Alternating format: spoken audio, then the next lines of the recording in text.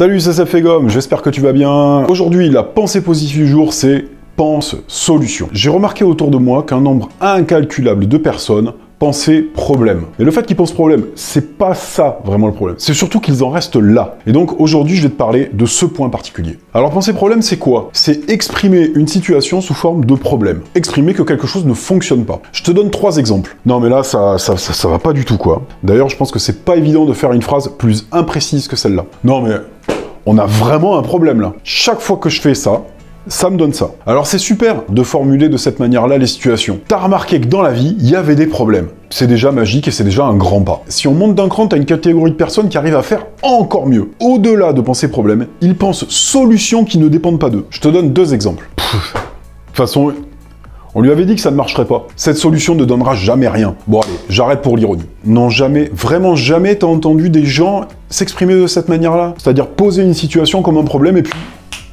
se barrer.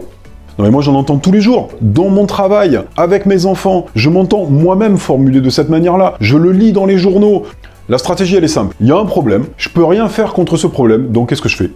Je vais dans mon canapé, j'allume la téloche, je me mets une bonne série Netflix, et j'attends la suite, puisque de toute façon ça dépend pas de moi. Et à ton avis, pourquoi on fait ça? Pour une raison toute simple, c'est que c'est confortable. C'est tellement plus confortable d'aller dans ton canapé en te disant que de toute façon c'est la vie et que c'est comme ça et que tu peux rien, plutôt que d'aller chercher à te poser la question de comment tu t'y prends pour résoudre ce problème et pour faire avancer les choses. Pour avancer juste d'un pas, ça dépend vraiment de pas grand-chose. Il suffit simplement, une fois que tu as posé ton problème, de te poser la question de comment tu pourrais t'y prendre toi, à ton niveau, pour résorber et traiter ce problème. Juste une question et c'est tout. La phrase est importante. Tu dois te demander comment je dois m'y prendre pour traiter ce problème. Sachant que le problème, normalement, tu dois le préciser.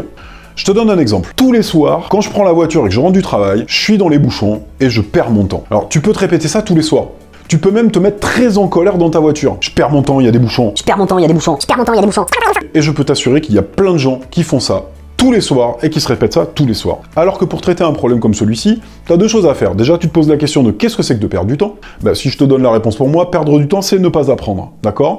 Et la deuxième question, du coup, c'est comment est-ce que je dois m'y prendre, sachant que je suis dans les bouchons tous les soirs, pour ne plus perdre mon temps? C'est un chemin. Ok? Et pour moi, la réponse, elle était très facile. C'est j'écoute des livres lus. Et puis voilà.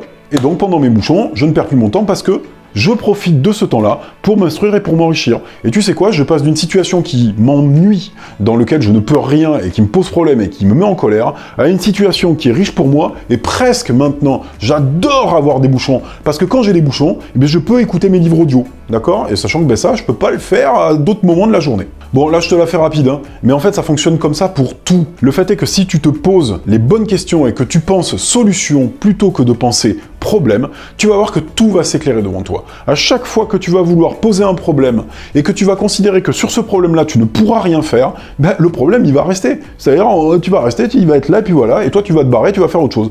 Mais le problème, c'est que ta situation, elle va pas avancer pour autant. Alors, tu choisis. Soit tu restes au niveau problème dans ton canapé et tu manges des chips, soit tu passes au niveau solution et tu avances sur les choses qui sont importantes pour toi. Moi, personnellement, j'ai fait mes choix et j'essaye autant que je peux de penser solution sur tous mes problèmes. Et voilà. Allez, je te souhaite une excellente journée et à la prochaine. Salut!